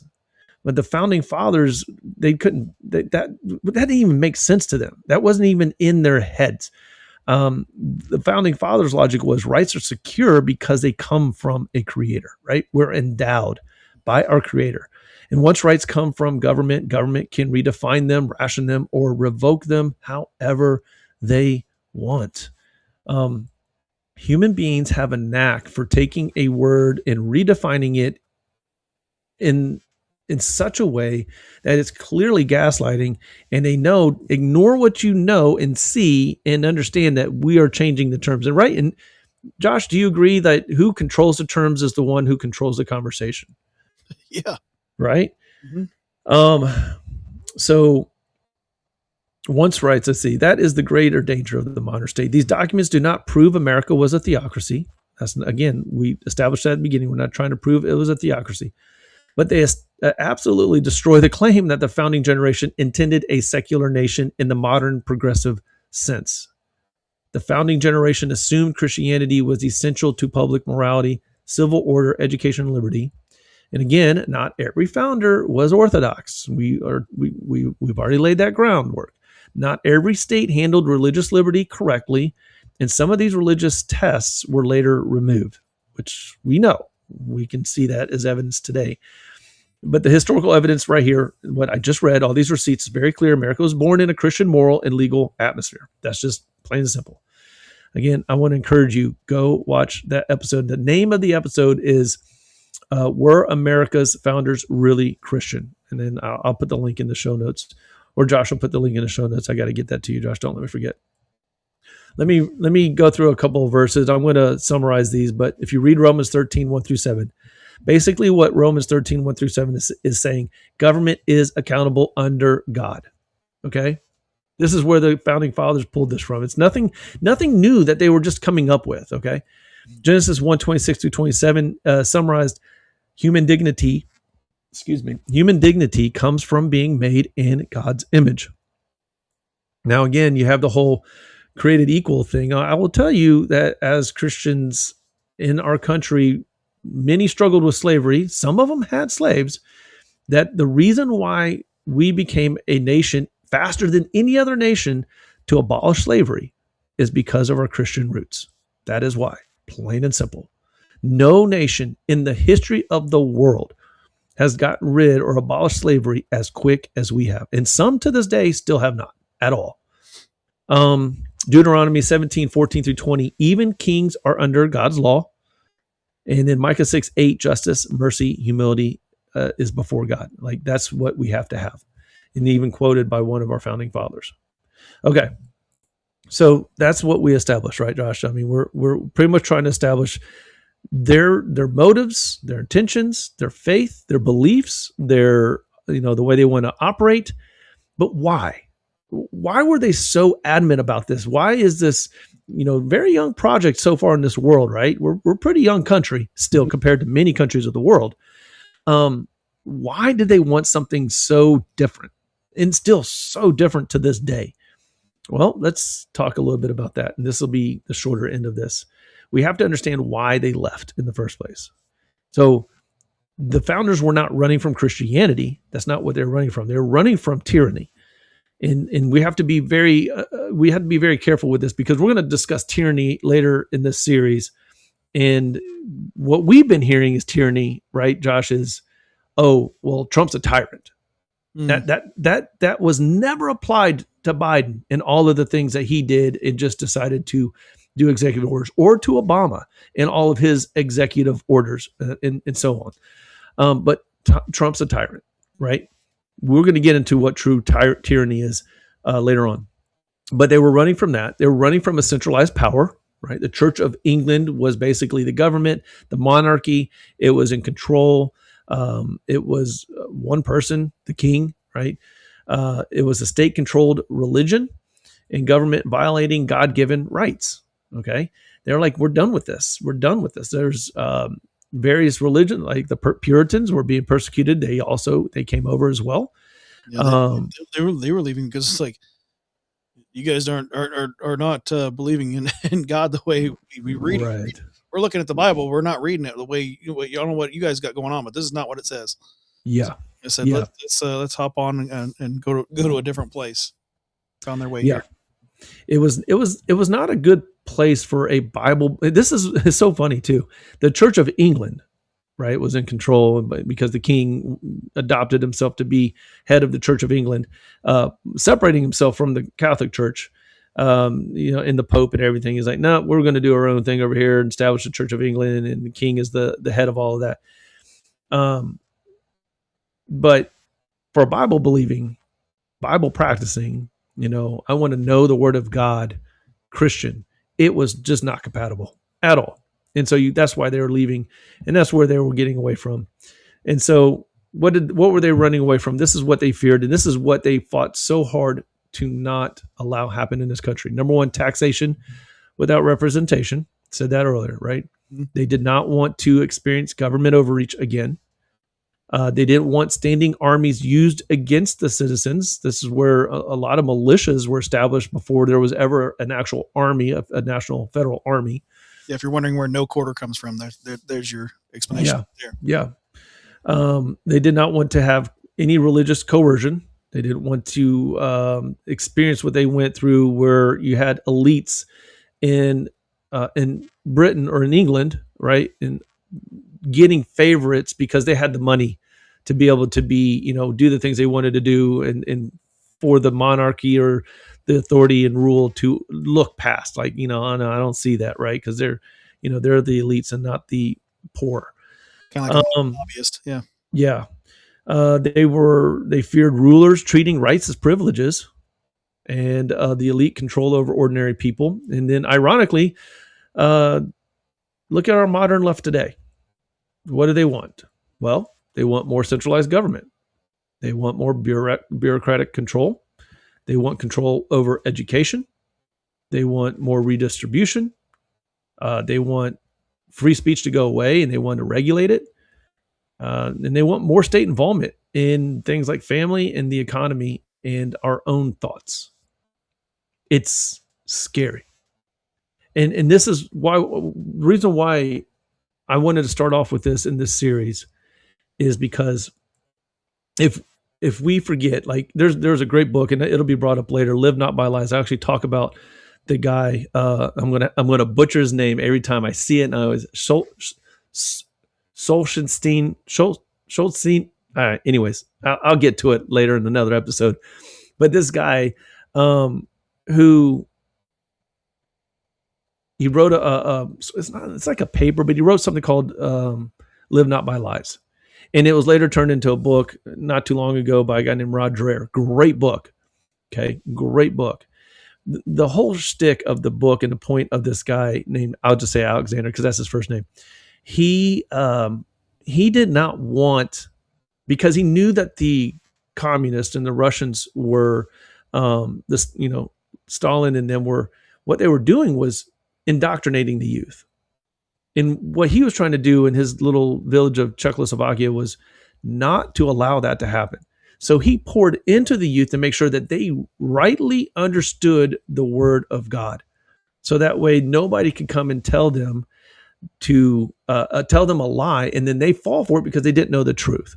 Because if you look at Russia back in those days, a lot of the churches and the priests and the clergy were killed, and they replaced them essentially with state clergy. And so they had these state-run Orthodox churches that were doing the bidding of the state and not independent of the state, right, in its own sphere. And so they were taking all these kids and they were indoctrinating them, removing them from the homes. And eventually, over time, generations, these kids would eventually do anything the state asked them to do, up to and including calling out their own parents and having them put in prison, the gulags, right? Mm-hmm. And so this guy, Alexander, saw this happening.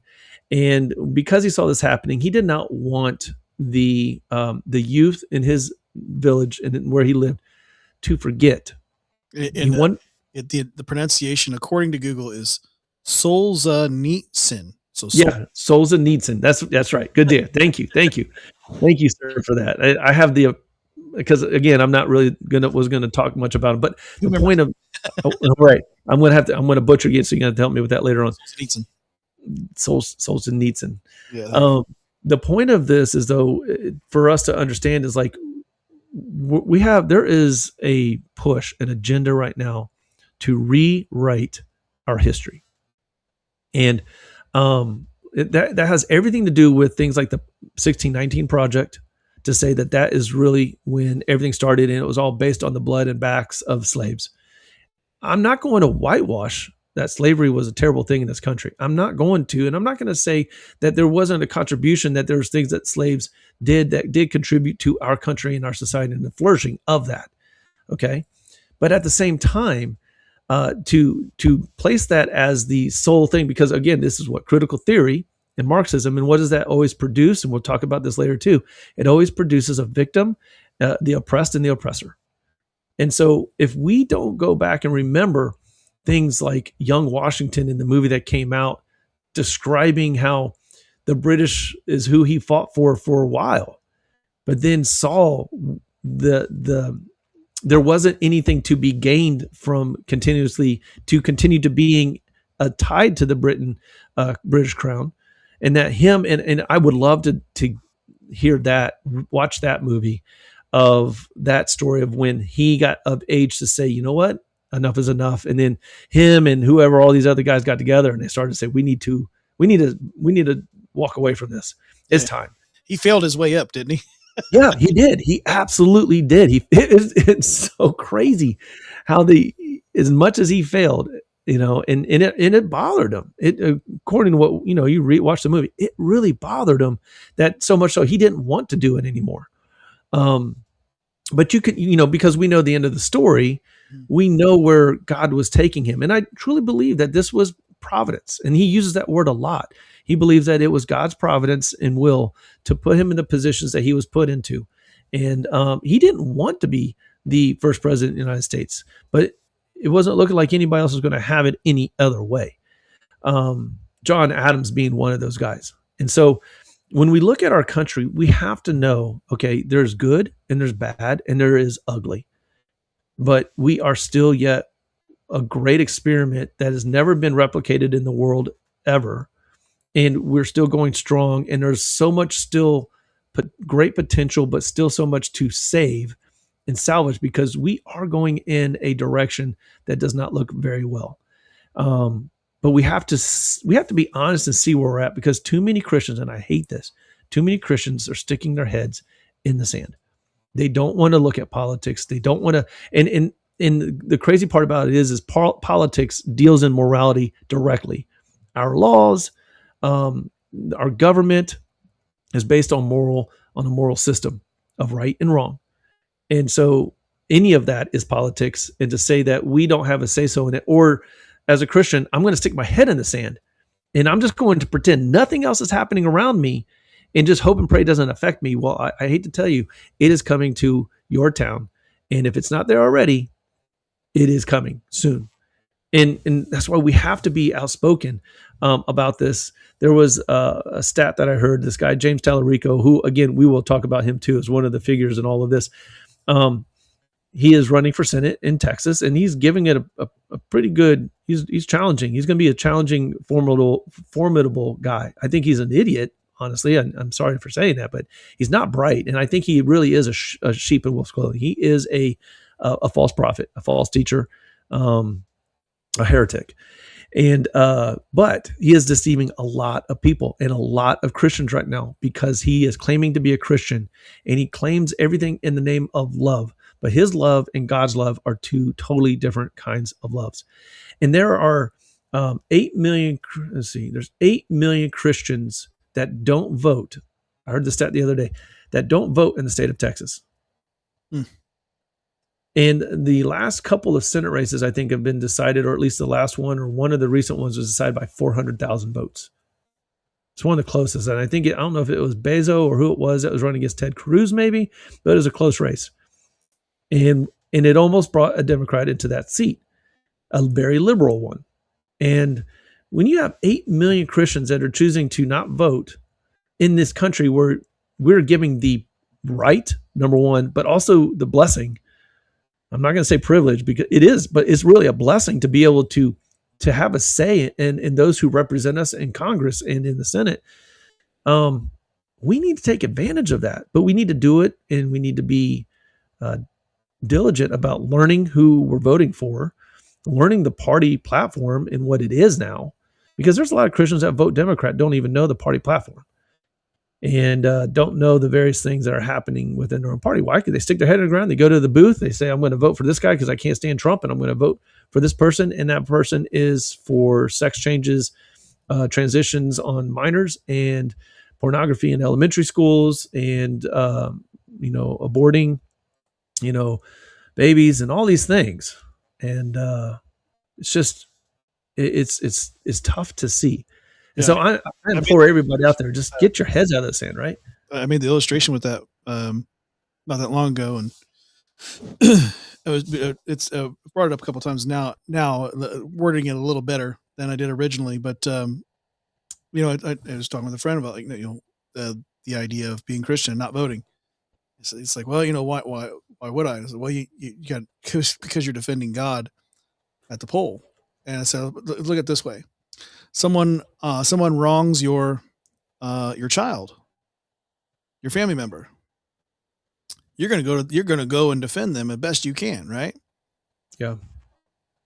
Well, if one of these socialist candidates gets in there, or Tellerico gets in there, why wouldn't you defend God at the poll? If you'll defend your child, but God's not important enough to go push a tabulator, because it's electronic. It's not difficult. It's not rocket science. You push the button nowadays. Yeah. You won't go defend. You won't go take the time to go defend God. Yeah. It doesn't make sense to me that you can defend one, but one that's arguably more important. I mean, especially if you're a believer, Mm-hmm. You won't go defend him. Yeah. He'll take care of it. He gave us the ability to vote. There's a reason for it. I also do this. You go to work every day, don't you? Mm-hmm. Yeah. Well, why do you go to work? If God's just taking care of it. Yeah. He wants you to do your part too. I mean, yes, he's going to provide for you in the way that he's going to keep you employed or keep you, in a place where you're able to make money one way or another, or to do something to keep moving along. Yeah. Yes, but you have to do your part. Mm-hmm. Yeah. I mean, how does the Great Commission happen if we don't go out and tell people? I know. And, God uses us for all sorts of reasons to do all sorts of things for his will and his plan.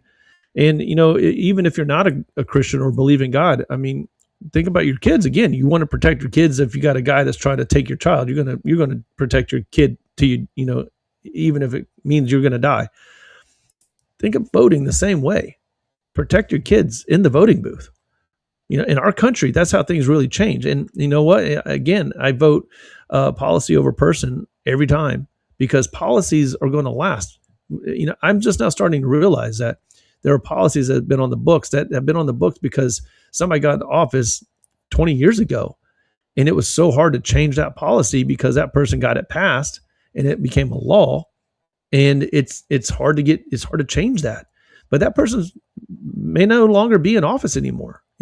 I mean, granted, some of these senators and Congress people are in there for 40 years, get brought back to life. Which are term limits, please. But I mean, as far as like our president, right? 8 years, that's it. 8 years, and that person's gone. And then the administration, that goes with them, typically some stay. But the thing is we've got to understand, like, we can't just be so selfish. It doesn't affect me. What about your kids? What about your grandkids? That's something I think about so much these days. I don't have grandkids yet, but when I do, like, I don't want them to be in school. I don't want my kids to worry about their kids being taught some craziness if they choose to send them to a public school. I just don't want them to have to worry about that or be concerned about that. It's just, right. I'm supposed to learn math, arithmetic, English, ABCs, 1, 2, 3s. That's what I'm supposed to learn in school. But these days, we're worried about the other letters, DEI, LGBTQ, those types of things that are more concerned in our public schools than they're learning LGBTQ before ABCD. Yeah. Yeah. And so, it's, I feel really, I hope when people are watching this, and even the recorded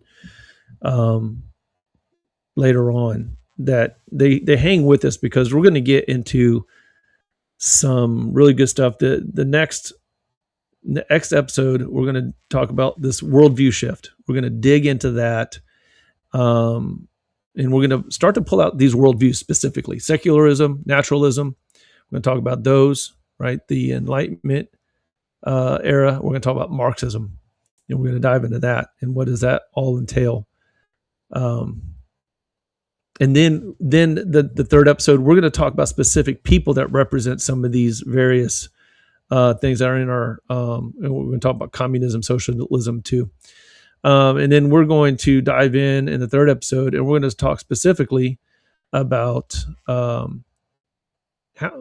how does a minority make such a large change, right?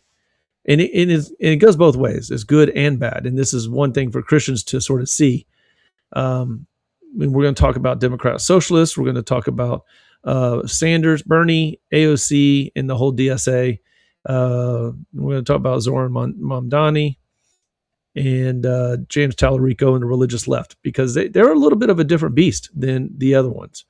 The religious left is probably, even in my opinion, more dangerous than AOC and Bernie Sanders. But the religious left is here because of people like Bernie Sanders and AOC, because they've taught them how to manage their faith or Christianity along with their liberal viewpoints. And then in the last episode, we are going to address Islam and American values. Are those opposed? And I can't end this negatively, but we have this idea of, like, have we become what our founders feared and what they were running from? And we can't take all the atheists and the secularists, they can't take all the blame because the church has failed. We're going to discuss that. And then, you know what, though? There's hope. There's always hope, especially when God's involved. And so we'll end on that idea of why we can have hope in all of this. But I just ask you guys, next 2 weeks from now, we're going to do our next episode. And that's why it's important for you guys to subscribe and hit that notification bell, so that way you'll know when we're popping on. And then Josh and I, through our own media, we'll put it out there and let you guys know that we're going to be hopping on here. But we have a lot to run through for this America 250 and discuss and everything. Josh, you got anything you want to add? Or I noticed that you were given some kudos by our good friend Darmac here. He said this is the best history training I have been through in 30 years. He said, and I have a degree. He says he has a degree in history. He said he'll be there with bells on for the next episode. Awesome, man. I tell you, I've been learning as well, and I love history, but I've never dove into it like I have recently, especially just with that. So maybe there's something you can teach us, man. I would love to hear what you know, what you've learned and everything. But I encourage you to go check out the episode and get that book, like Josh was saying, and we'll put that in the show notes too. That book from Dim. What's the name of that book again? Oh, let me scroll back through the chat. I think it was, Is it in there? The American Story. So they have the beginning, and then there's the beginnings, and there's a second one. There's a few books from Tim Barton there. So yeah, okay. I would say probably they're all good to check out. What else was, Sheila Nea said, yeah, Danny digs deep and is a great presenter. So you got other kudos there as well. You guys are awesome. Yeah, I will not lose hope. I promise you. Is it Sheila Nea? Is that how we say that? Yeah. I apologize if I butchered that, but yeah, I'm with you. I will not lose hope. You don't either. It's Sarah. It's Sterling's wife, Sarah. Oh, okay. Yeah. All right. Awesome. Awesome. And if you want, man, I'm sure certainly we can probably get Jim or Darmac. Probably get him on the panel if you want. Yeah, we need to have you on, man. That would be an awesome conversation to have. If you wouldn't mind, we'll talk. Josh will we'll get in touch if that's something that you'd be interested in doing. Yeah, definitely. We'll get Jim on the panel. Certainly for those rumblers that we have, we'll get them rated out to some friends of ours, the Whiskey Capitalist podcast. They're over there talking about Doge, Mhm. ACLU, Ohio's horrors, and all kinds of stuff. Like quite a bit of things Yeah, going on over there. So yeah, he says he'd love it. So there we go. cool. We'll have Darmac on the panel next episode. Awesome. Well, I do want to, before Josh gives his little ending, and I'll give my last word. Guys, just remember in this, okay? Original America, a couple of things just to leave you with. All right. This is how they look through life. This is the lens they used. God gives rights, government protects rights, people govern themselves under moral restraint. Okay. Contrast that to modern progressive America and how they see life through a very different lens, where government defines rights, experts administer those rights, and then citizens are managed for supposedly better outcomes. Okay. Uh, Josh, you got one last thing to say? Oh, as every episode of every show that I'm on, or try to anyway, remind people to stay in trouble. And you might be wondering why I say that. And I say stay in trouble because if you have Christ in your hearts, you will in fact be in trouble with the world. The world doesn't want you living under His grace. That's your salvation first and foremost. And I pray that each and every one of you has that. I really do. The world doesn't want you having a relationship with Him, praying to Him, reading His Word. Oh no, I can't have that. Mm. And it definitely doesn't want you going out and doing something so dangerous as telling others about Him. But I want to encourage you to do all that anyway. Stay in trouble. Amen. And for me, until next time, keep seeking truth, keep standing on God's word, and remember, the Christian worldview makes the most sense of life in the universe. God bless you guys.